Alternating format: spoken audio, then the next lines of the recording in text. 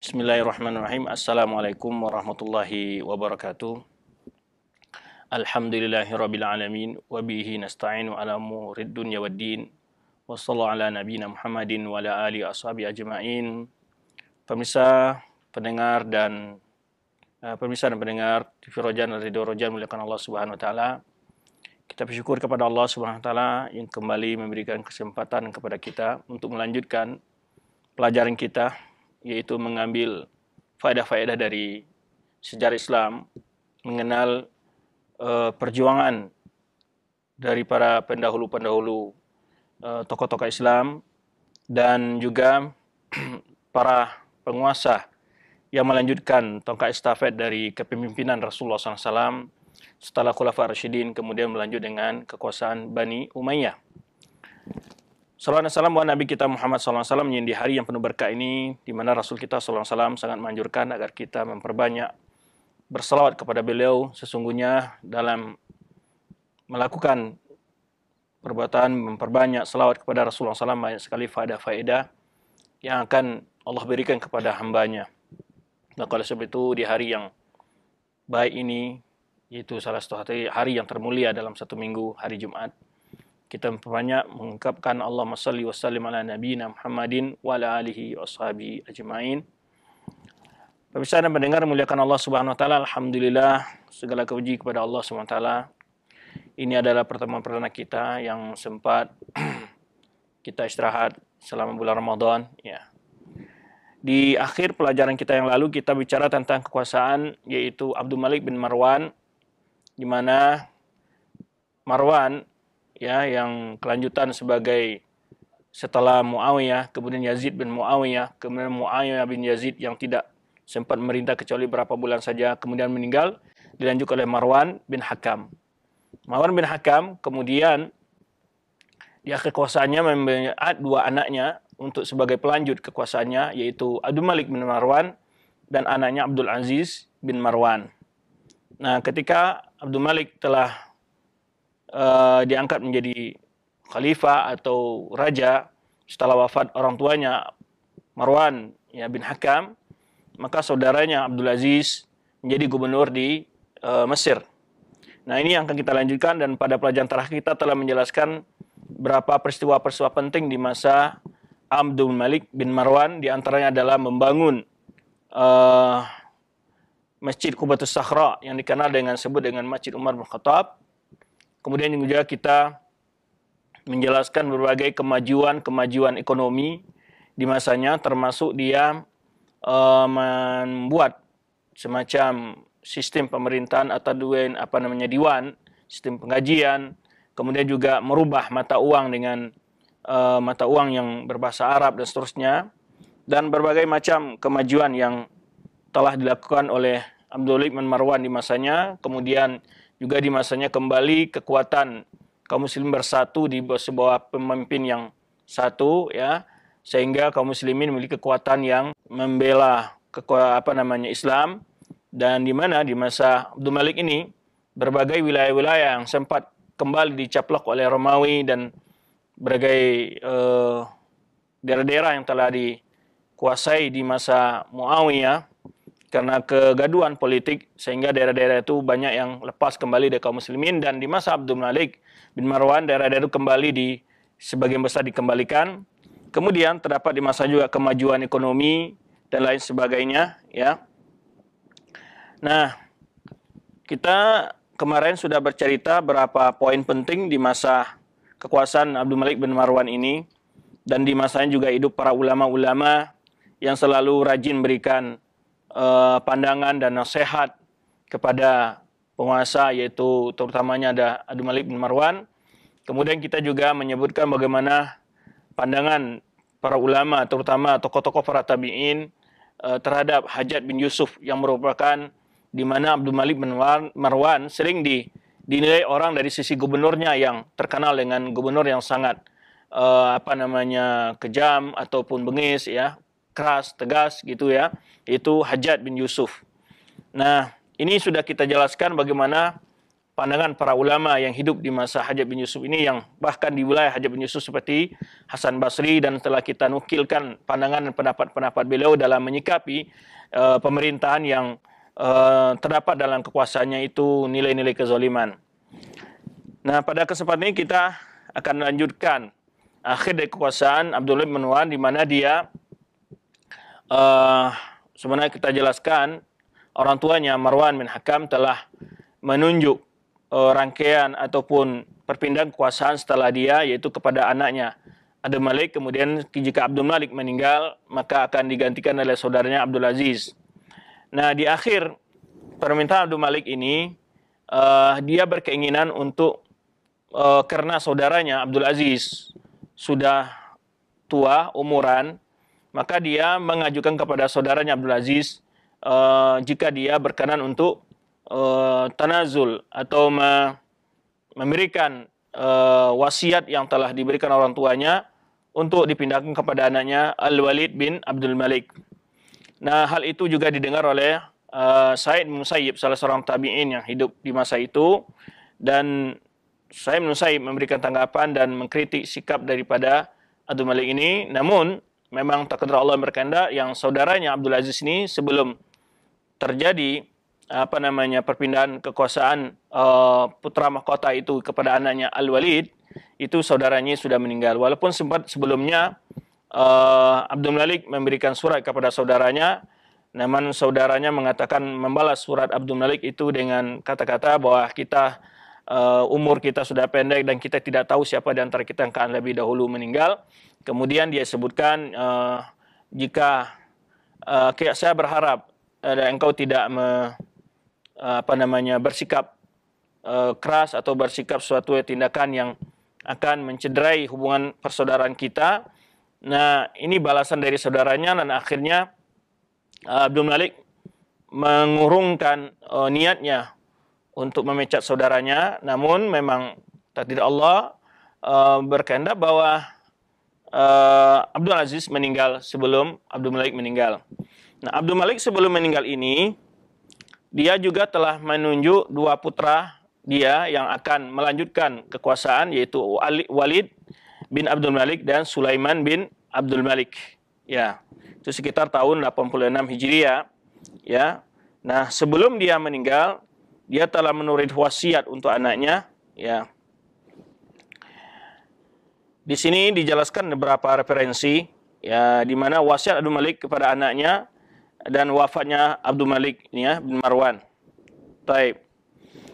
Disebutkan dalam referensi di sini yang ditulis oleh Sulabi dan kitabnya Daulah Al-Umayyah, menyebutkan di sini wasiat Abdul Malik kepada anaknya sebelum dan wafatnya Abdul Malik. Takala lamma ihtadara Abdul Malik amrun bi fathi, ya, setelah Abdul Malik merintahkan kepada pasukannya untuk menaklukkan suatu daerah bi fathi al-abwab min kasri, di mana dia di dalam sakit ini dia juga mengirim beberapa pasukan. Kemudian ketika dia dalam keadaan mendekati, ya, dalam keadaan sakit yang memang ajalnya sudah dekat, ya, dia menyuruh membuka pintu-pintu istananya. Kemudian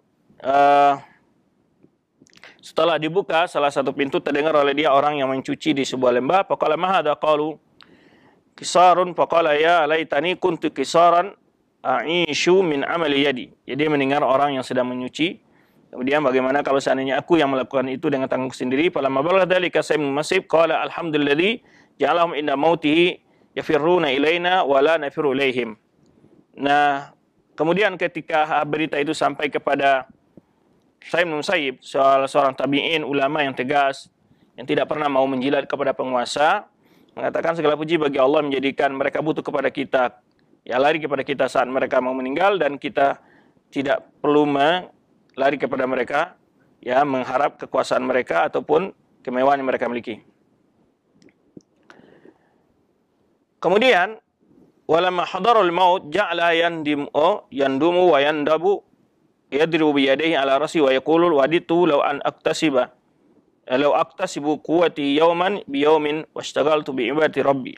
Ini ketika dia wafat, menghadiri kematian, sudah mendatangi Abdul Malik Marwan, dia merintih dan menyesali ya karena kurangnya ibadahnya. Sebenarnya kita jelaskan sebelumnya bahwa Abdul Malik ini sebelum dia menjadi raja, ya, dia adalah seorang yang sangat zuhud, alim, ya, terkenal dengan ilmunya dan tawaduknya di kota Madinah.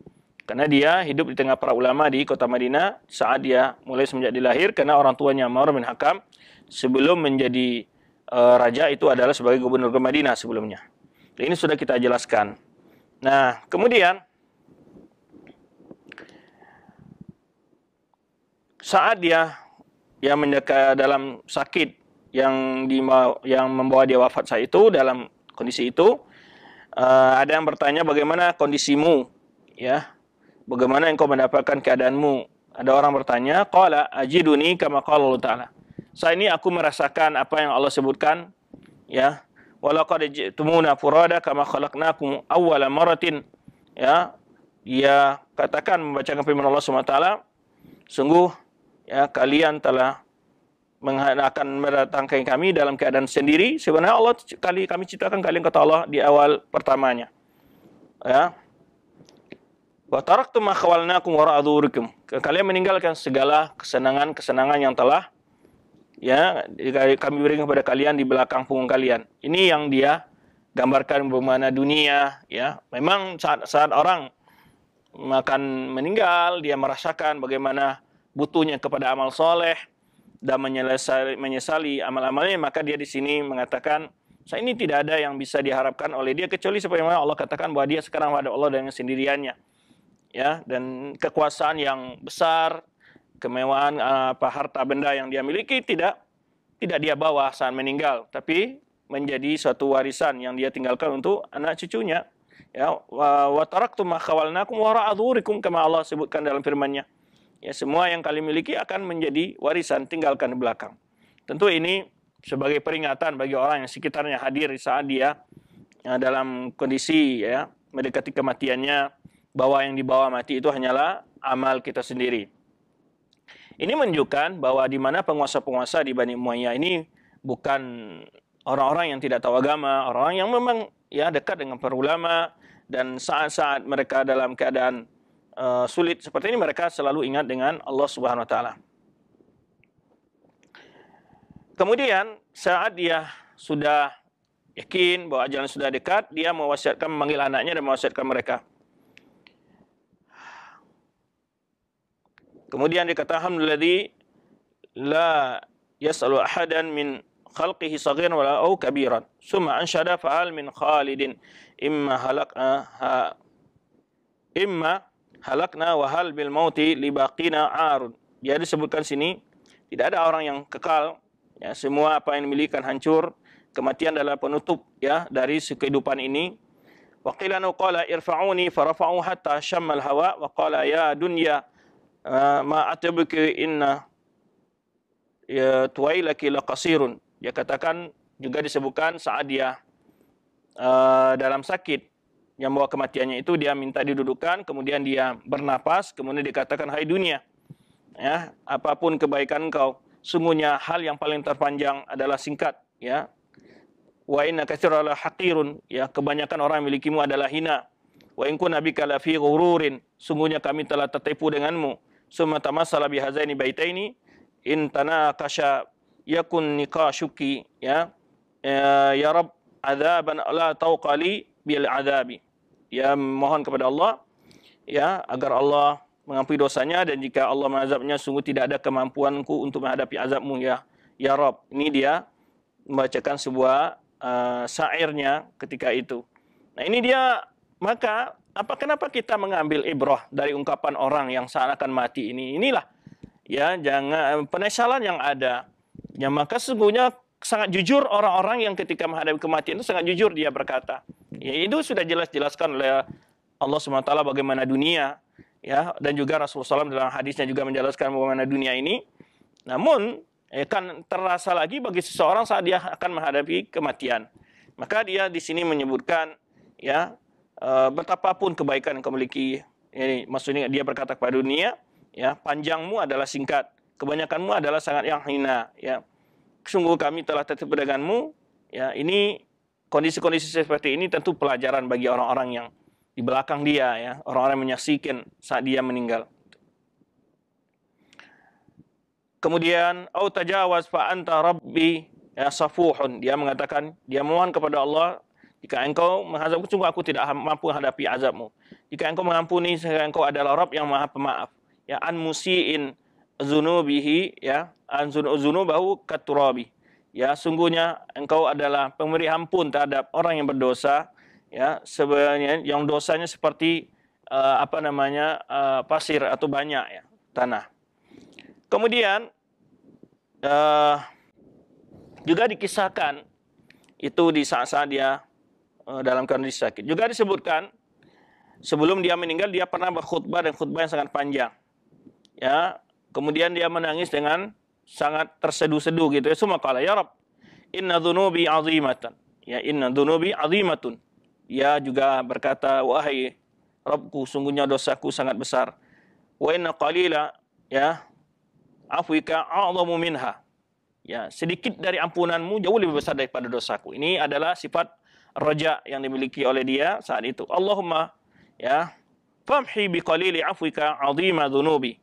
Ya Allah, ampunilah dengan sedikit kemampunan, maafkan dan sedikit kemampunanmu terhadap dosaku yang begitu besar. Karena dia katakan, betapapun besarnya dosaku, ya, kalau hanya sedikit saja keampunan dari Allah, semua itu lebih besar daripada semua dosanya.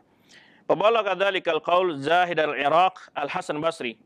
Jadi Hasan Basri mendengar ungkapan daripada Abdul Malik bin Marwan ini ketika dia dalam khutbah mengatakan demikian, ya, pabaka. Kemudian Hasan Basri juga menangis, ya. Berkata Hasan Basri ketika sampai ungkapan ini, ya Rabb, inna dhunubi azimatun, ya, ungkapan daripada Abdul Malik bin Marwan, ya hai Tuhanku, sungguhnya dosaku sangat banyak.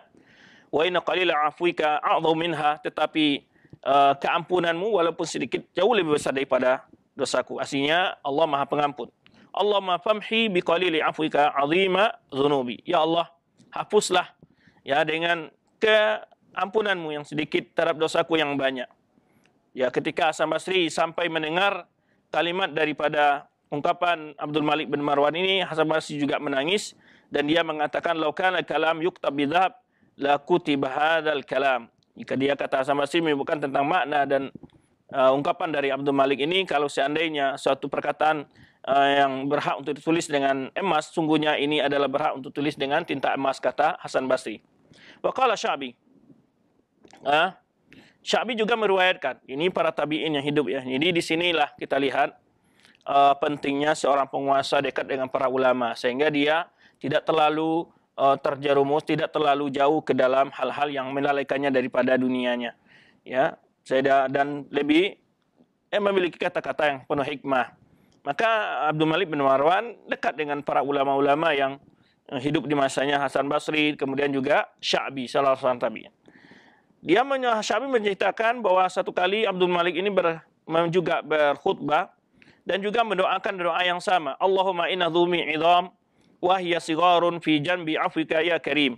Yang mengatakan, ya Rabb, sungguhnya dosaku sangat besar, tetapi itu sangat kecil bila dihadapkan dengan keampunanmu, wahai Zat yang Maha Pengampun, ya, yang Maha Penyayang, yang Maha Mulia. Faghfir hali, maka ampunilah dosa-dosaku itu. Kemudian datanglah anaknya saat dia sedang sakit ini. Itu kisah-kisah bagaimana kondisi, ya, Abdul Malik ini saat dia akan meninggal. Dia datang oleh anaknya Al-Walid, ya, di dekat itu. Wa ghasa bin nisa faqala kaifa asba amirul mu'minin. Dia bertanya kepada ibu-ibu yang ada di sekitar itu, bagaimana kondisi Amirul Mukminin, maksudnya ayah kandungnya. Kilahu yurjalahu al-afiyah, ya. Dia ada yang menyahut pertanyaan daripada anak yang tadi, semoga diharapkan kesembuhan untuknya. Kemudian saat itu Abdul Malik mendengar ungkapan orang itu, wa kam sa'ilin anna yuridu lana ar-rada wa kam sa'ilatin wa dumu'u zawarifun. Jadi dia bersyair lagi, ya. Betapa banyak orang bertanya tentang kami, ya. Dia ingin satu hal yang buruk bagi kami, dan betapa banyak pula wanita-wanita yang menjawab, ya, dan yang menangisi. Suma amaransa fakarnya wa adina li bani Umayyah fadakhalu alaihi. Di dalam sakit ini seorang wanita disuruh keluar, kemudian diizinkan bagi laki-laki dari kaum Banu Umayyah untuk masuk, dan di dalamnya ada Khalid, Abdullah, ya, ada Khalid dan Abdullah anak dari Yazid bin Muawiyah. Ya, faqala lahuma ya bunay Yazid, ya, atuhibbana an aqula lakuma an aqila lakuma bai'atal Walid. Dia tanyakan, apakah kalian senang untuk saya sampaikan kepada kalian tentang bai'at untuk Walid. Qala ma'adallah ya mu'minin, qala law qultuma ghaira dhalika la amartu bi tulikuma ala halati hadhihi. Jadi di yang kedua ini tidak setuju jika diangkat menjadi anaknya sebagai putra mahkotanya. Kemudian sebagaimana telah kita jelaskan, Abdul Malik ini sudah berencana, sudah menjelaskan kepada Bani Umayyah yang akan menggantikan kekuasaannya setelah dia mangkat atau meninggal adalah anaknya Al-Walid, kemudian Sulaiman bin Abdul Malik. Nah, dia berwasiat kepada anaknya. Ketika Abdul Malik ini telah masuk anaknya Walid, kemudian menangis, dan Abdul Malik berkata kepadanya, "Ma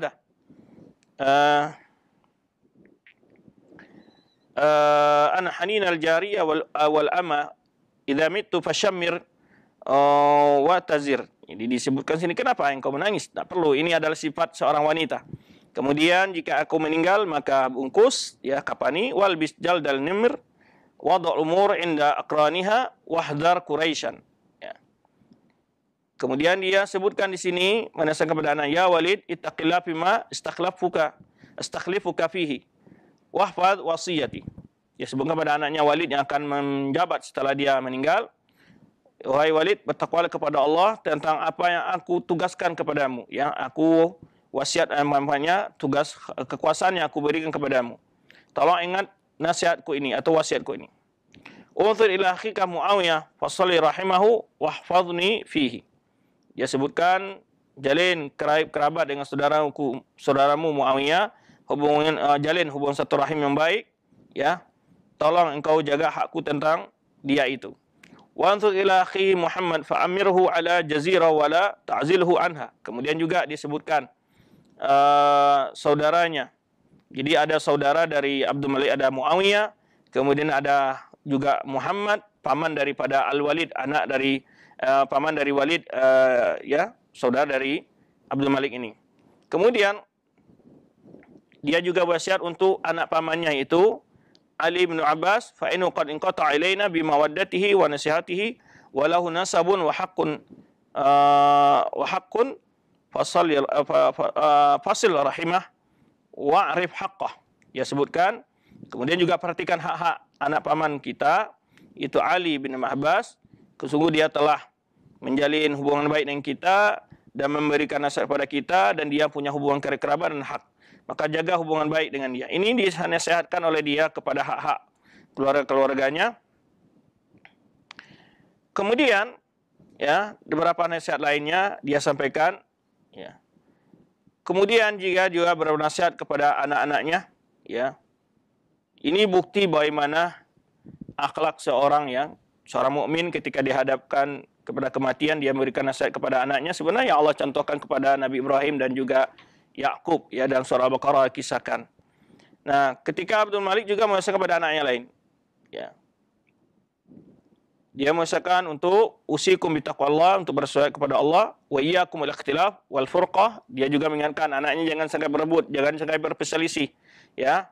Fa inna biha halakatul awwalun qablakum. Karena berpecah itu adalah sumber hancurnya umat-umat sebelum kalian, ya. Kemudian setelah wafat, ya, Abdul Malik wafat,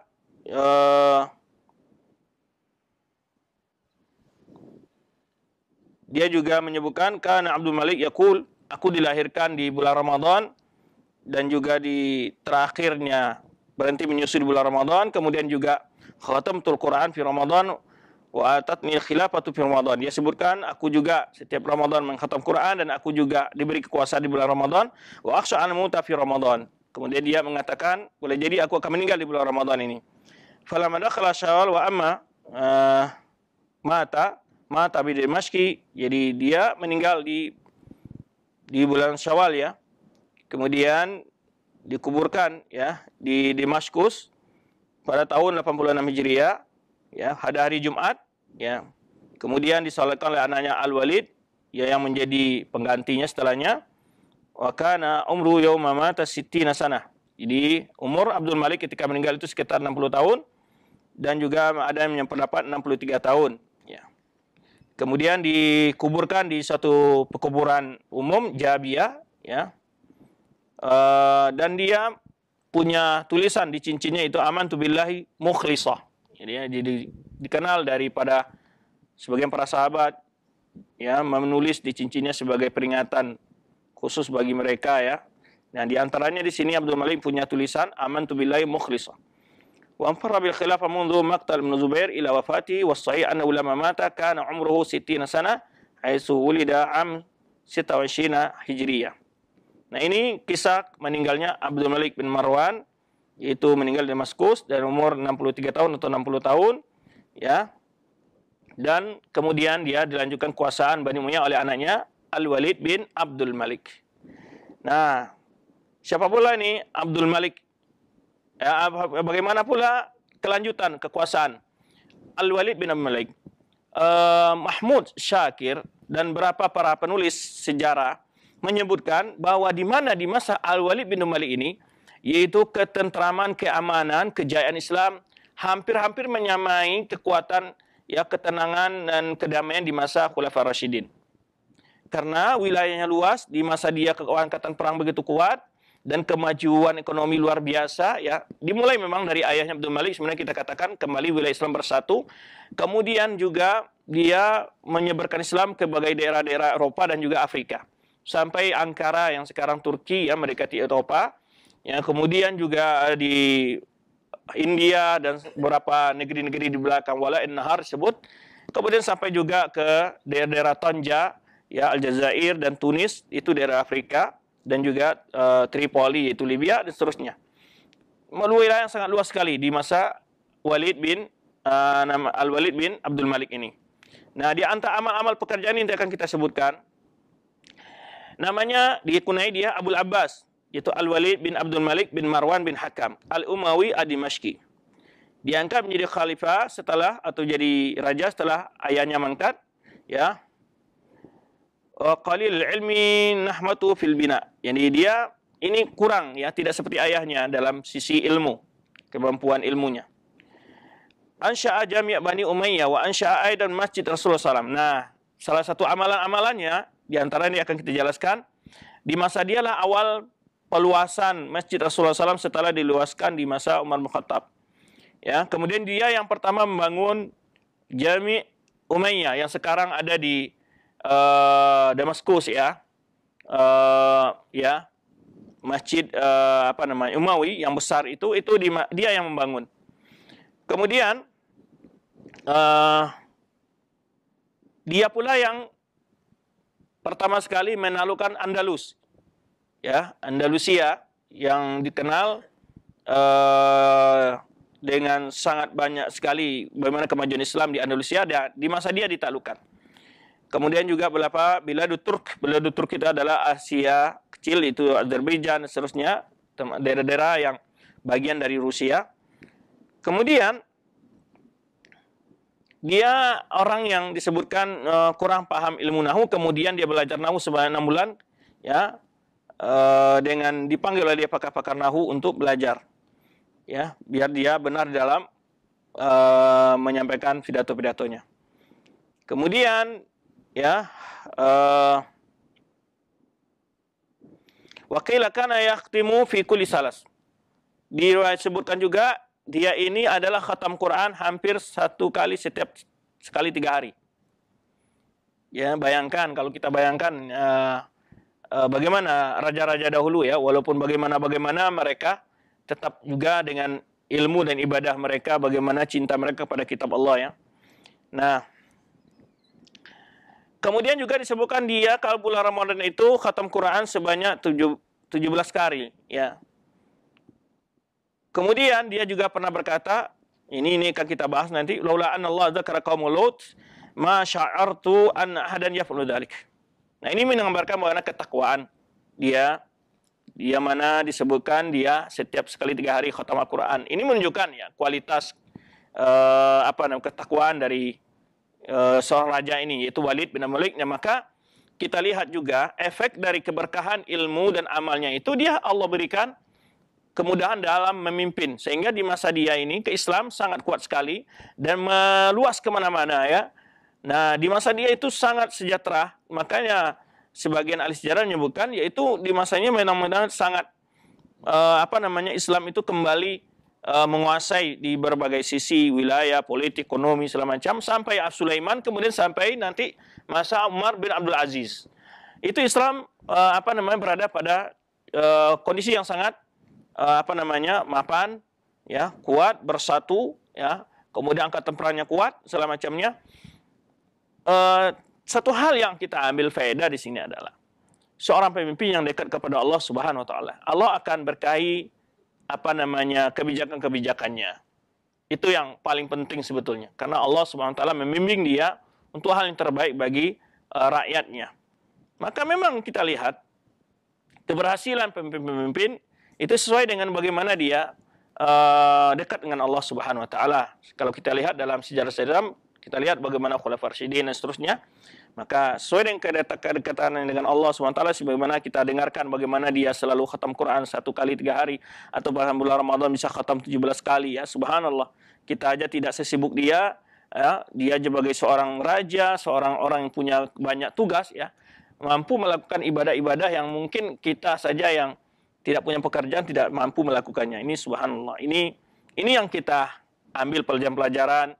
Ya, ini tujuan kita melihat bahwa bagaimana kita bangga dengan bahwa penguasa-penguasa Muslim yang berlalu itu adalah orang-orang yang memang dekat dengan agama, dekat dengan Allah, ya, dekat dengan para ulama.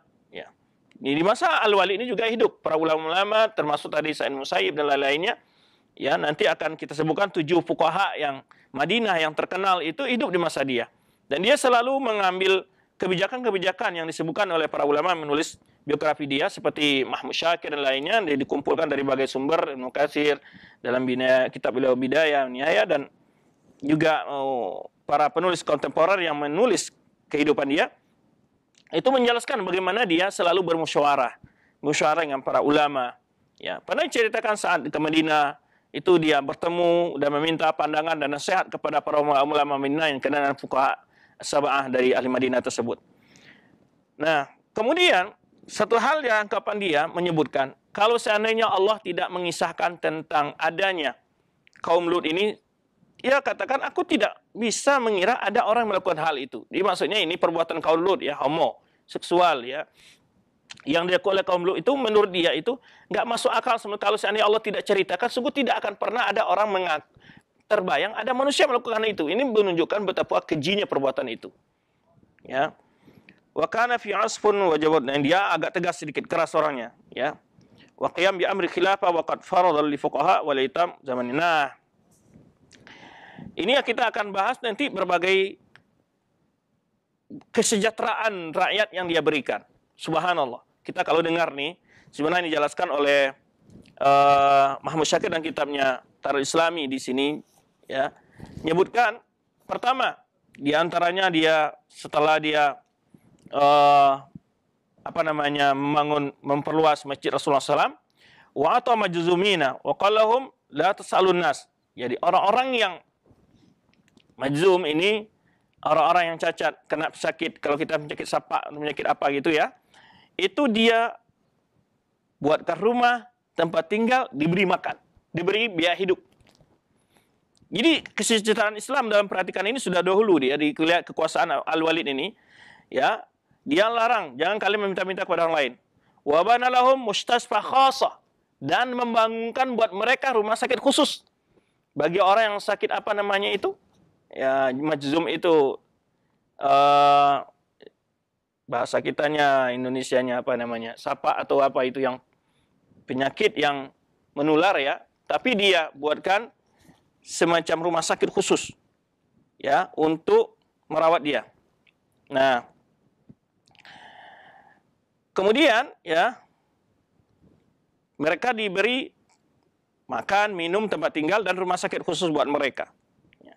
Itu di daerah utara kota Damaskus dia bangunkan, ya, sekitar 20 kilometer dari pusat kota. Kemudian untuk supaya penyakit ini tidak menular, karena ini penyakit menular, ya. Kemudian sampai sekarang ini nama ini disebut Mustasfa Al-Walid, ya. Wa kullu muqidin khadiman. Setiap orang yang sudah tua, kalau muqid bahasa Indonesia mungkin pensiun, ya, orang yang sudah tua yang tidak ada mampu melayani, mungkin dia, kalau kita mungkin orang-orang yang di rumah peti jompo itu sudah lebih dahulu dibuat oleh Al-Walid. Ini menunjukkan kesejahteraan, ya, keluarga Islam di masa beliau, kekuatan ekonominya. Dia buatkan, dia beri pembantu setiap orang-orang yang muqid, setiap orang-orang yang lemah, orang tua yang sudah lemah. Setiap orang itu diberi pembantu oleh dia. Wa kullu dharin qaidan, setiap orang buta dikasih juga untuk pembantunya. Ya, belum ada saya kira di dalam sejarah, ya, yang kita dengar di mana setiap orang buta digaji oleh negara pembantunya yang menuntun dia mau kemana gitu. Kemudian juga orang-orang tua dikasih, ya, pemandunya juga yang pelayannya dia untuk dibiayai oleh negara semua. Wa kana yabarru hamlatal Qur'an. Ya, kemudian dia juga memperhatikan, ya, hamlatul Qur'an, juga memperhatikan para penghafal Al-Qur'an. Ya, diberi gaji, diperhatikan, ya. Wa yukrimuhum, ya, dia muliakan mereka, ya. Wa yaqdi anhum duyunahum, dan membayar hutang-hutang mereka. Subhanallah, ya. Betapa rindunya barangkali, ya, kita kaum muslim mendengarkan seperti kekuasaan seperti ini. Orang tua yang sudah tua bangka disediakan oleh negara orang-orang yang melayani mereka. Orang-orang buta ada pembantu yang membantu mereka, ya, untuk memandu mereka. Kemudian orang menjadi penyakit-penyakit yang menular itu dibuatkan rumah khusus, kemudian ada rumah sakitnya. Kemudian juga memuliakan para penghafal Quran, bahkan hutang-hutang mereka dibayar oleh negara. Nah, itu cuplikan sedikit bagaimana kesejahteraan yang luar biasa di masa Al-Walid ini. Kenapa ini kita katakan? Supaya kita tidak tertipu dengan gambaran yang ditulis oleh orang-orang Barat atau orang-orang yang benci kepada Islam, menggambarkan bahwa Islam itu dalam sepanjang sejarahnya adalah keributan, tidak ada kesejahteraan, kegaduhan, semacam. Padahal kita tidak pernah membaca sejarah Islam. Kita tidak tahu bahwa Islam itu memiliki ketenangan yang jauh lebih tidak pernah dimiliki oleh kekuasaan-kekuasaan lainnya. Mereka sejahtera, apalagi kalau kita ingat bagaimana sejarah di masa Umar bin Khattab. Nanti akan kita lewat nih, di masa ini akan kita lihat bagaimana ketenangan, ketenteram, kemewahan yang luar biasa diberikan oleh penguasa kepada rakyatnya. Jadi kalau di sini Al-Walid ini adalah membayar hutang rakyat, ya. Tidak membebani rakyat dengan hutang, tapi dia membayar hutang-hutang rakyatnya. Sampai nanti masa Sulaiman, dan yang sangat lebih tinggi nanti kita dengar bagaimana kekuasaan di masa Umar bin Abdul Aziz.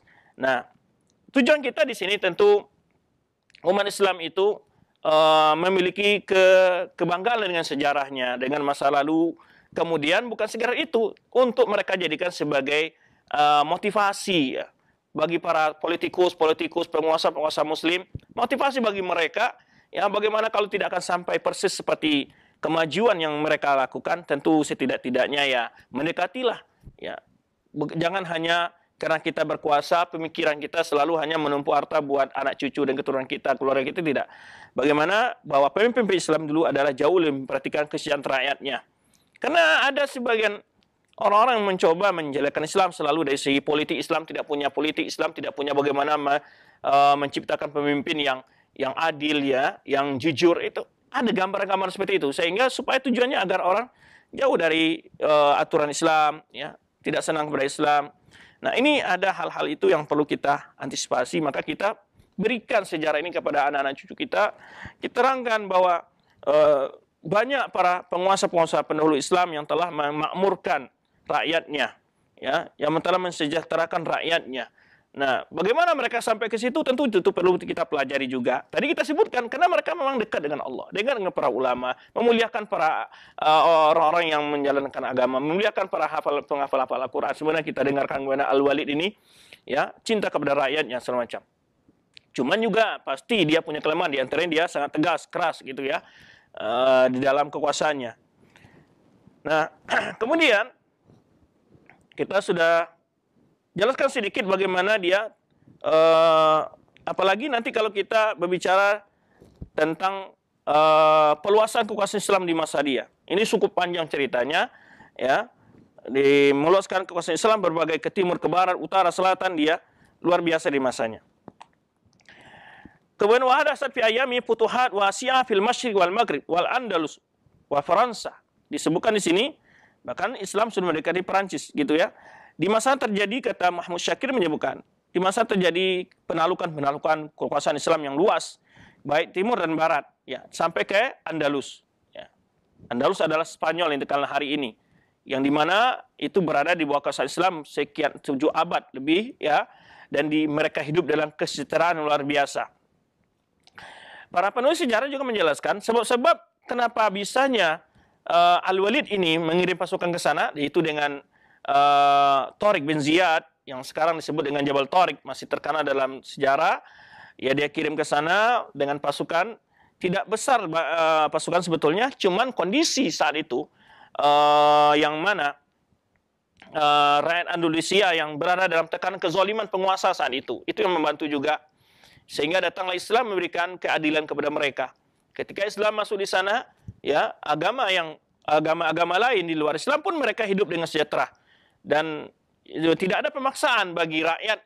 Setelah Andalusia dimasuki oleh Islam, dilakukan oleh Islam, tidak ada pemaksaan yang dilakukan oleh Islam agar semua orang-orang yang sebelum beragama Nasrani untuk masuk Islam. Tidak ada pemaksaan seperti itu. Ya, dan inilah yang kita buktikan bahwa Islam telah menggambarkan yang disebut sekarang orang berbicara masalah toleransi, ya, dalam beragama. Itu sebetulnya Islam sudah selesai membuktikan kenyataan dalam sejarah mereka. Bagaimana kita lihat bagaimana ketika Umar bin Khattab berkuasa, ya, menaklukkan Baitul Maqdis, nah, itu di sana hidup orang Yahudi dan juga hidup orang Nasrani yang dibawa ke pimpinan Islam. Tidak ada penekanan, penyiksaan, pemaksaan, tidak ada sama sekali. Ya, dan begitu pula di Andalusia ini, jika kita baca bagaimana kesejahteraan orang non-Muslim pun diperhatikan, ya, secara adil oleh Islam. Karena Islam memang tujuannya adalah menegakkan keadilan, bukan menyebarkan kezaliman semanusia. Jangankan semanusia, binatang pun Islam memberikan hukum berat bagi orang-orang, ya, dosa yang besar bagi orang-orang yang melakukan kezaliman terhadap binatang sekalipun.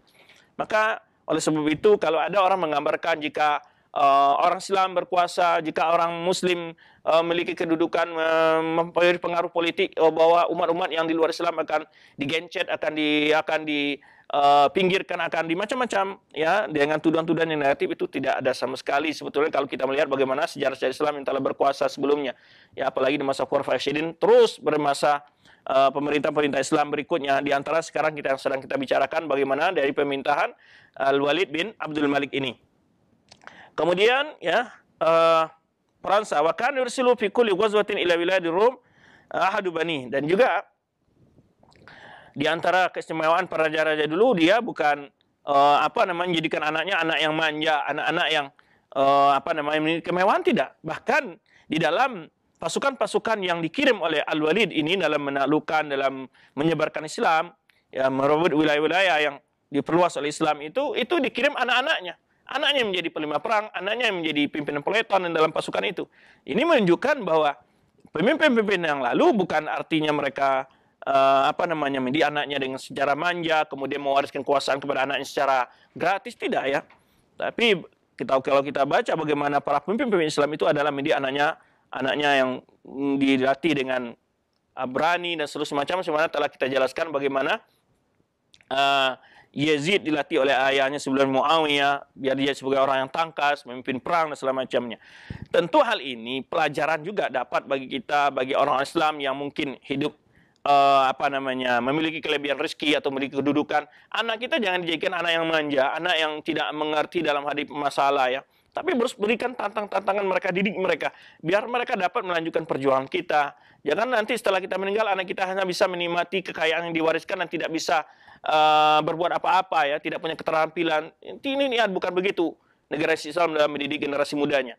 Ya, lihat ini Al-Walid dan juga sejarah-sejarah sebelum telah kita ceritakan bagaimana pemimpin Islam melatih anaknya untuk menjadi pemimpin perang dan segala macamnya. Ya, anaknya bukan dimanjakan, ya, dimewahkan dengan harta, tidak. Tapi mereka mendidik anak-anaknya dengan sikap, ya, ketangkasan, keberanian. Nah, ini harus dimiliki oleh kita. Ya, jangan karena kita punya duit, punya kedudukan, lalu anak kita dimanja-manja, tidak punya kemampuan di dalam menghadapi tantangan-tantangan hidup. Ini bukan suatu pendidikan yang baik bagi anak-anak kita. Nah, ini dapat kita ambil faedah-faedah dari mana Al-Walid ini dalam mendidik anaknya juga. Kemudian diceritakan oleh Mahmud Syakir juga, diceritakan di sini ketika tahun 91 Hijriah, ya, Al-Walid bin Walid pergi ke Madinah. Ya. Kemudian Umar bin Abdul Aziz yaitu yang sudah menjadi gubernur, ya, Madinah. Nanti kita akan kisahkan. Yang Umar bin Abdul Aziz ini menikahi juga anak daripada Abdul Malik bin Marwan, yaitu saudari daripada Al-Walid ini. Ya, satu kata-kata yang sangat masyhur daripada Umar bin Abdul Aziz ini karena dia memiliki suatu semangat yang tinggi, juang yang tinggi. Ya, ini li nafsi tawaqah. Saya punya jiwa yang punya kemauan tinggi, semangat yang tinggi. Maka dia katakan, tamanna itu sebutkanlah al-imarah, panil tuha. Aku bercita-cita untuk menjadi seorang gubernur, dapat. Kemudian tamanna itu tazawwaja bintal khalifah. Aku bercita-cita ingin punya istri, itu adalah anak khalifah. Dapat oleh dia. Maka dia menikahi putrinya Abdul Malik, saudari daripada Al-Walid. Kemudian tamanna itu khilafah. Kemudian saya ingin punya cita lagi untuk jadi khalifah. Panil tuha, dia juga menjadi khalifah setelah Sulaiman bin Malik, nanti kita ceritakan, ya. Nah, ini menunjukkan bahwa bagaimana pemuda-pemuda Islam dulu yang punya semangat. Kita tahu bahwa di mana Umar bin Aziz ini masih remaja, dia sudah menjadi gubernur. Kemudian Al-Walid, ya, kemudian juga kita ceritakan bahwa Yazid bin Muawiyah, dengan usia-usia muda mereka itu sudah menjadi panglima perang, menjadi orang-orang yang memimpin pasukan, menjadi pemberani, ya, kemudian juga menjadi gubernur, bahkan banyak usia-usia muda, umur 30-an mereka sudah ada menjadi khalifah. Nah, ini menunjukkan pentingnya pendidikan bagi anak-anak kita agar dia mampu menjadi tokoh-tokoh umat yang siap membela, mempertahankan agamanya dan membela umatnya, membela negaranya, ya, dengan sikap kejujuran dan keberaniannya. Nah, ini ketika Al-Walid menjadi khalifah atau menjadi raja setelah ayahnya, itu menjadi gubernur adalah Umar bin Aziz. Yang tadi kita sebutkan, nanti akan kita bahas saat dia berkuasa. Bagaimana kebijakan politik yang terkenal dengan Umar bin Abdul Aziz, sehingga sebagian ulama seperti Syafi'i dan beberapa ulama lain sampai-sampai menganggap bagaimana bahwa Umar bin Aziz itu adalah khalifah yang kelima. Tapi ini akan kita bahas pada pertemuan-pertemuan kita selanjutnya. Taib. Ketika Umar bin Aziz mendengar bahwa Walid mau ke Madinah, dia meminta kepada tokoh-tokoh senior Madinah, terutama ulama-ulamanya, untuk berkumpul untuk menyambut siapa? Umar bin Al-Walid ini, ya. Ketika dia masuk, ya, ke Masjid Madinah, ke Madinah, dia pergi ke Masjid Nabi sallallahu alaihi wasallam, ya. Tetapi kita tahu tadi salah satu ulama yang tidak mau, ya, yang mendekat itu Sa'id bin Musayyib. Ya, dia duduk sendiri saja dan tidak berdiri menemui Al-Walid ini. Kemudian Al-Walid menyumpai dia, ya. Kemudian disebutkan di sini, fa ukhalilahul masjidil nabawi falam yaqa bihi siwa Sa'id. Ya, ketika itu Masjid Nabawi itu kosong, kemudian yang duduk di dalamnya hanya seorang saja, itu Sa'id bin Musayyib. Lam yatajassar ahadun ay yukhrijahu. Tidak ada yang mengeluarkan dia dari masjid itu karena ini nama raja atau mau masuk ke Masjid Nabawi, jadi tidak ada orang yang di dalamnya. Wa inna ma'alai siyabun la tusawi khamsata darahim. Ya, saya ini memakai baju yang nilainya mungkin harganya tidak sampai 5 dirham. Faqallahu tanaha anil masjid ayyuhal syekh. Ada yang mengatakan, tolong keluar dulu dari masjid karena Amirul Mukminin mau datang. Faqala wallahi la akhrij minhu, fadakhal Walid al-masjid fajala yaduru fihi.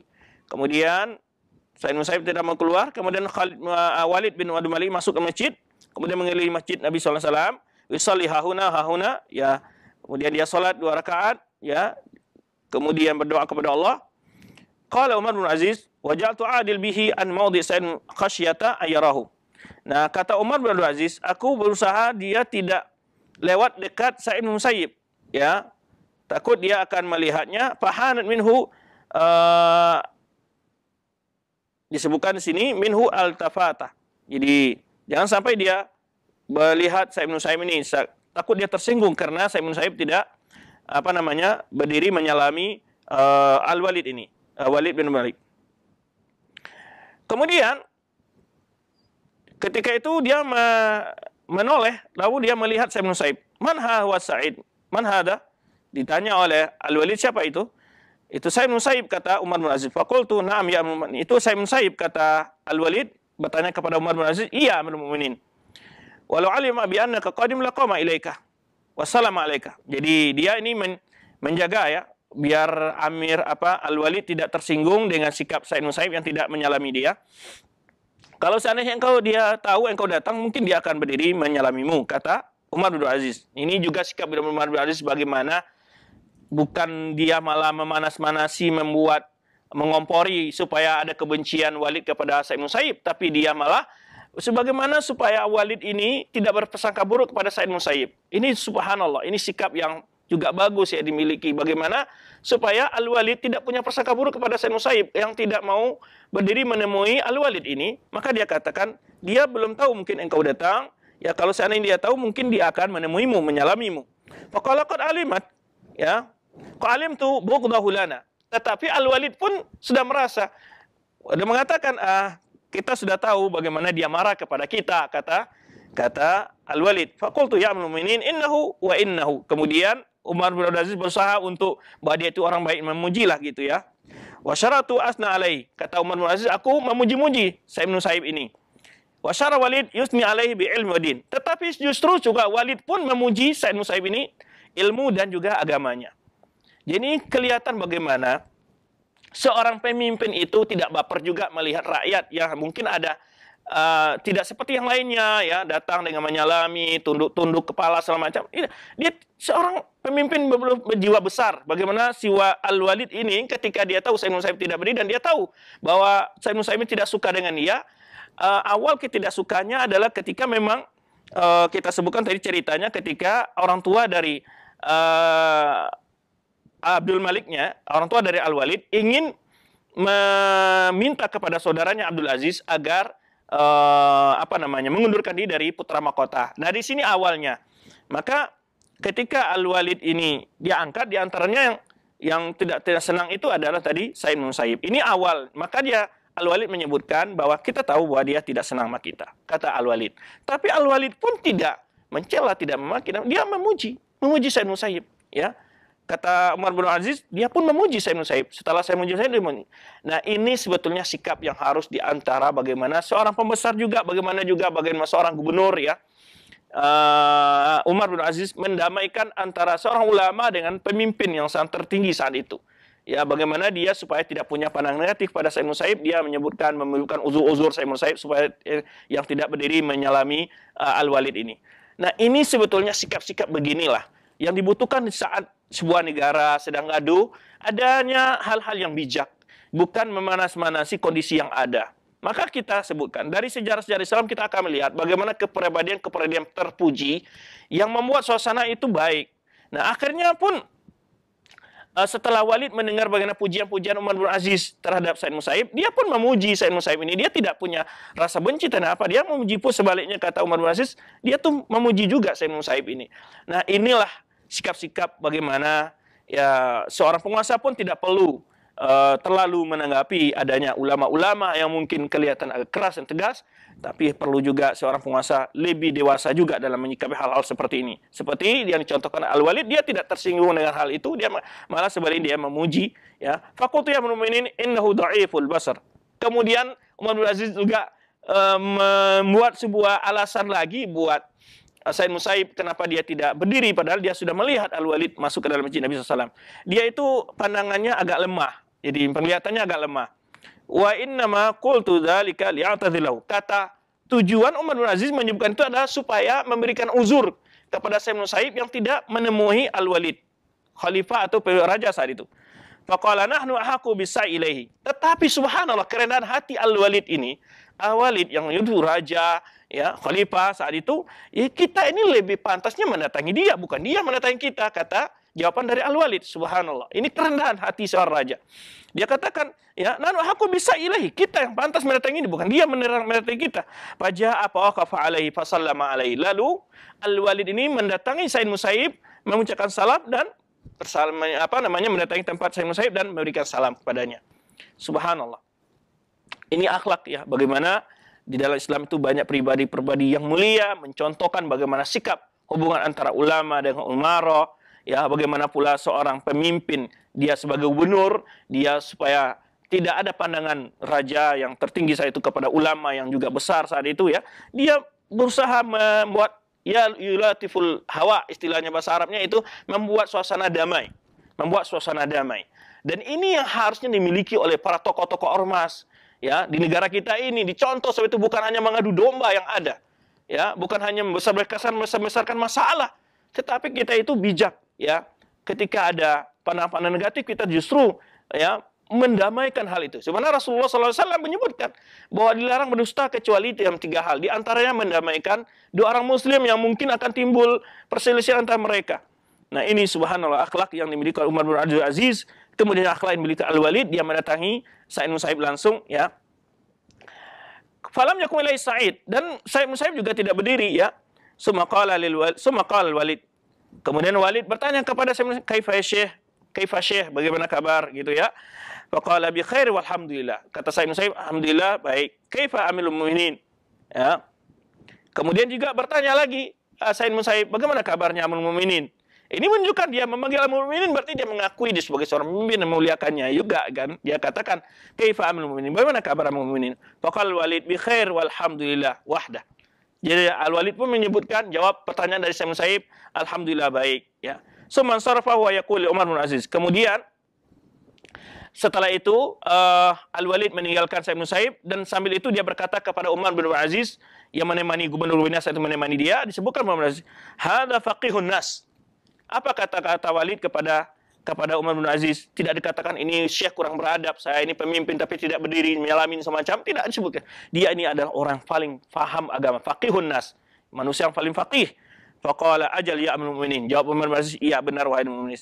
Nah, inilah ya bagaimana singkat cerita sedikit bagaimana keindahan tarikh Islam antara ulama dengan umara, dan bagaimana pula sikap Umar bin Abdul Aziz yang mungkin perlu kita renungkan untuk mencontoh bagaimana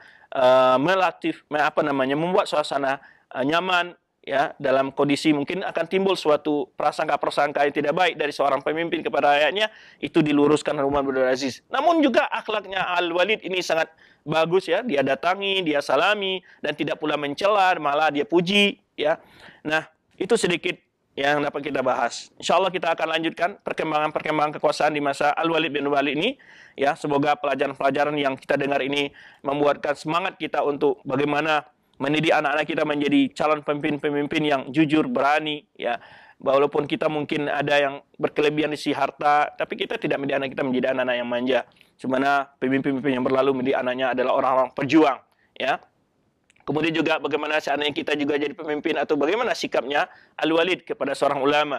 Kemudian juga bagaimana sikap gubernur Umar bin Aziz mencontohkan akhlak yang baik, ya, sehingga tidak menginginkan adanya prasangka-prasangka yang negatif dari seorang pemimpin kepada seorang ulama yang hidup di masa itu.